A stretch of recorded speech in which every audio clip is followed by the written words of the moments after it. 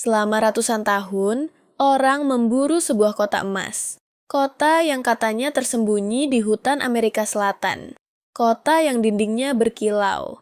Kota yang danau, istana, dan jalanannya dipenuhi emas. Kota yang membuat penjelajah rela masuk ke pegunungan, sungai, rawa, dan hutan yang tidak mereka pahami. Nama kota itu El Dorado. Tapi, ada satu masalah besar.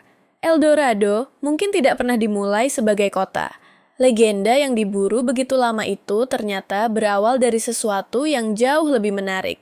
Sebuah ritual, bukan peta harta karun, bukan kerajaan emas yang menunggu ditemukan, bukan kota rahasia yang hilang begitu saja, melainkan upacara sakral masyarakat Muisca di wilayah yang sekarang menjadi Kolombia. Dalam versi yang paling terkenal, seorang pemimpin baru akan menjalani ritual di Danau Guatavita. Tubuhnya ditaburi debu emas. Ia naik ke atas rakit. Di sekelilingnya ada para pemuka dan persembahan. Lalu, emas dan benda berharga diberikan kepada danau sebagai bagian dari hubungan manusia dengan dunia suci. Bagi orang Eropa yang datang kemudian, cerita ini terdengar seperti petunjuk menuju kekayaan luar biasa. Kalau seorang pemimpin saja ditutupi emas, kalau persembahan emas dilemparkan ke danau, maka pasti ada sumber emas yang jauh lebih besar. Mungkin ada kota emas, mungkin ada kerajaan emas, mungkin ada tempat yang menyimpan kekayaan tak terbayangkan. Disinilah kesalahpahaman dimulai. Bagi Muisca, emas bukan hanya uang. Emas punya makna simbolik. Ia bisa berkaitan dengan matahari, dengan kekuasaan, dengan kesakralan, dengan persembahan, dengan hubungan manusia dan alam. Tapi bagi para pemburu harta, emas sering dibaca dengan satu bahasa saja, kekayaan. Dan ketika makna spiritual diterjemahkan menjadi ambisi material, sebuah ritual berubah menjadi legenda global. Kata El Dorado sering dipahami sebagai The Gilded One atau yang disepuh emas. Jadi awalnya El Dorado lebih dekat dengan sosok manusia dalam ritual, bukan nama kota. Tetapi dalam imajinasi Eropa, sosok itu berubah dari manusia berlapis emas menjadi raja emas, lalu kerajaan emas, lalu kota emas, lalu wilayah emas yang harus dicari sampai ujung dunia. Bayangkan kekuatan cerita ini. Satu upacara di danau, diceritakan ulang, ditafsirkan ulang, dibesar-besarkan, lalu menjadi obsesi selama berabad-abad. Inilah yang membuat El Dorado begitu menarik, karena misterinya bukan hanya apakah kota emas itu ada, misterinya adalah bagaimana manusia bisa mengubah ritual menjadi harta karun, bagaimana satu cerita bisa bergerak dari Andes ke Eropa, bagaimana sebuah danau berubah menjadi peta pencarian, dan bagaimana emas bisa membuat orang berhenti bertanya, apa makna aslinya? Pertanyaannya, bagaimana sebuah ritual sakral bisa berubah menjadi salah satu legenda harta karun paling terkenal dalam sejarah? Untuk memahami El Dorado, kita harus kembali ke Danau Guatavita, bukan sebagai lokasi harta karun biasa, tapi sebagai ruang sakral. Danau ini berada di wilayah pegunungan dekat pusat kebudayaan Muisca. Airnya gelap, dikelilingi tebing, tampak seperti mangkuk alam yang menyimpan rahasia. Dalam cerita ritual yang paling dikenal, pemimpin baru Muisca menjalani upacara penting di danau ini. Tubuhnya dilapisi atau ditaburi debu emas. Ia dibawa ke atas rakit, lalu persembahan diberikan ke danau. Emas, benda ritual, dan material berharga tidak diperlakukan hanya sebagai harta yang harus disimpan. Mereka diberikan, dilepaskan, dimasukkan ke air, karena dalam banyak kebudayaan, memberi persembahan bukan tentang kehilangan, tapi tentang hubungan. Manusia memberi kepada dunia suci, kepada alam, kepada kekuatan yang diyakini menjaga keseimbangan. Disinilah perspektif Muisca dan Eropa bertabrakan. Bagi masyarakat Muisca, emas bisa menjadi medium spiritual. Bagi penjelajah Eropa, emas adalah target. Maka ketika mereka mendengar cerita tentang pemimpin berlapis emas dan persembahan di danau, mereka tidak hanya mendengar ritual, mereka mendengar peluang. Mereka membayangkan sumber emas. Mereka membayangkan kekayaan yang belum disentuh. Mereka membayangkan kota yang lebih besar daripada cerita. Kita bisa melihat jejak imajinasi itu dalam artefak yang sering dikaitkan dengan legenda ini. Muisca Raft. Artefak kecil dari emas ini menggambarkan figur-figur di atas rakit, sering ditafsirkan sebagai representasi upacara yang menjadi inti cerita El Dorado. Ukuran artefak itu tidak besar, tapi maknanya sangat besar, karena ia seperti miniatur dari satu momen ketika manusia, emas, air, dan kekuasaan bertemu dalam ritual. Namun, sejarah tidak pernah sesederhana satu benda. Detail ritual yang kita tahu banyak datang dari catatan yang ditulis setelah kontak kolonial. Artinya, kita harus hati-hati. Kita tidak bisa menganggap semua detail sebagai rekaman sempurna. Tetapi pola besarnya jelas. El Dorado lebih kuat terkait dengan ritual dan figur berlapis emas daripada kota emas literal. Yang ironis, semakin cerita ini menyebar, semakin jauh ia dari asalnya. Awalnya, seorang pemimpin berlapis emas. Lalu, danau penuh persembahan emas.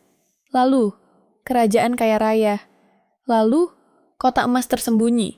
Lalu, legenda yang berpindah-pindah lokasi setiap kali pencarian gagal. Jika satu tempat tidak ditemukan, orang memindahkan harapan ke tempat lain. Dari danau ke hutan, dari hutan ke pegunungan, dari pegunungan ke sungai, dari satu peta ke peta berikutnya. El Dorado menjadi target yang selalu bergerak. Semakin tidak ditemukan, semakin besar fantasinya. Dan itulah pola banyak legenda harta. Kegagalan bukan selalu membuat orang berhenti.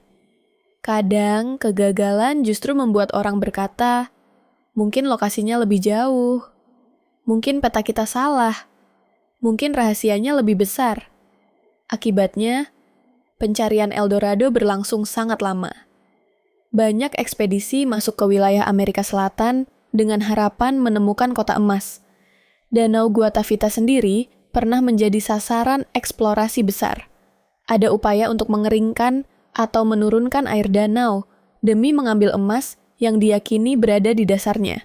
Bayangkan itu, danau yang bagi masyarakat lokal memiliki makna sakral, berubah menjadi objek pencarian harta. Air yang pernah menjadi bagian dari ritual, diperlakukan seperti penghalang yang harus dikuras. Disinilah kisah El Dorado berubah gelap, karena legenda ini bukan hanya soal petualangan, ini juga soal bagaimana keserakahan bisa mengubah cara manusia melihat budaya lain. Pertanyaannya, kalau El Dorado bukan kota emas, kenapa orang tetap mencarinya selama ratusan tahun? Kenapa El Dorado tetap diburu begitu lama? Karena legenda ini punya kombinasi yang sangat kuat. Ada emas, ada tempat jauh yang belum dipahami, ada cerita ritual yang nyata, ada imajinasi kolonial, ada peta yang tidak lengkap, ada ambisi, dan ada keyakinan bahwa di balik hutan dan pegunungan, pasti ada sesuatu yang menunggu ditemukan. El Dorado menjadi lebih dari satu lokasi. Ia menjadi harapan. Setiap kali pencarian gagal, legenda itu tidak mati. Ia berpindah. Kalau bukan di sini, mungkin di sana. Kalau bukan di danau ini, mungkin di sungai itu. Kalau bukan di pegunungan ini, mungkin di pedalaman yang lebih jauh. Inilah yang membuat El Dorado berbeda dari banyak mitos lain. Ia seperti bayangan emas yang selalu berada sedikit di depan manusia, cukup dekat untuk dikejar, tapi selalu terlalu jauh untuk ditangkap. Namun, jika kita mundur sejenak, kita bisa melihat bahwa bagian paling penting dari El Dorado bukanlah emasnya, melainkan perubahan ceritanya. Sebuah ritual Muisca yang punya makna sakral berubah menjadi cerita tentang harta. Sosok pemimpin yang dilapisi emas berubah menjadi kota emas. Persembahan kepada danau berubah menjadi asumsi bahwa danau menyimpan kekayaan yang harus diambil. Dan budaya yang punya sistem makna sendiri diterjemahkan melalui mata orang luar yang menginginkan emas. Disinilah El Dorado menjadi pelajaran sejarah. Karena ketika sebuah cerita diterjemahkan oleh keinginan, maknanya bisa berubah total. Orang tidak lagi bertanya, mengapa emas diberikan ke danau? Mereka bertanya, berapa banyak emas yang bisa diambil dari danau? Orang tidak lagi bertanya, apa arti ritual itu bagi Muiska? Mereka bertanya, di mana kotak emasnya? Orang tidak lagi melihat budaya, mereka melihat target. Padahal, kebenaran Eldorado sebenarnya lebih menarik daripada mitos kotak emas. Karena kebenarannya mengajarkan kita tentang cara masyarakat Muisca memahami emas, air, kekuasaan, dan dunia spiritual. Emas bukan sekadar barang mahal, danau bukan sekadar tempat penyimpanan, ritual bukan sekadar pertunjukan. Semua itu bagian dari cara manusia memberi makna pada alam dan kehidupan. Mungkin itulah alasan Eldorado masih memikat sampai sekarang. Bukan karena kita masih percaya ada kotak emas yang menunggu ditemukan, tetapi karena legenda ini mengandung pertanyaan yang lebih dalam. Berapa banyak sejarah asli yang berubah karena diceritakan ulang oleh orang yang tidak memahami maknanya? Berapa banyak budaya yang disederhanakan menjadi harta? Berapa banyak ritual yang dibaca sebagai peluang ekonomi? Dan berapa banyak mitos yang lahir bukan dari kebohongan, tetapi dari salah paham yang terus diperbesar. Eldorado mengingatkan kita bahwa legenda sering punya inti kebenaran, tapi inti itu bisa tertutup oleh lapisan keinginan. Dalam kasus ini, inti kebenarannya adalah ritual Muisca. Lapisan berikutnya adalah emas. Lalu datang imajinasi Eropa, lalu datang ambisi kolonial, lalu lahir kota emas.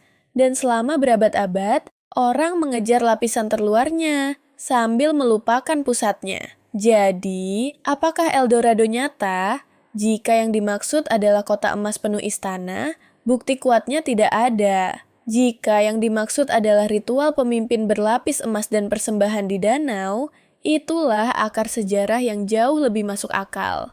Dan jika yang dimaksud adalah kekuatan cerita untuk menggerakkan manusia, maka Eldorado sangat nyata. Ia nyata sebagai mitos, nyata sebagai obsesi, nyata sebagai pelajaran, dan nyata sebagai contoh bagaimana manusia bisa salah membaca budaya lain ketika matanya terlalu silau oleh emas. Mungkin Eldorado bukan kota yang hilang, mungkin Eldorado adalah makna yang hilang, makna yang tertimbun oleh keserakahan, pencarian, dan terjemahan yang keliru. Menurut kamu, kebenaran Eldorado lebih menarik daripada legenda kota emasnya?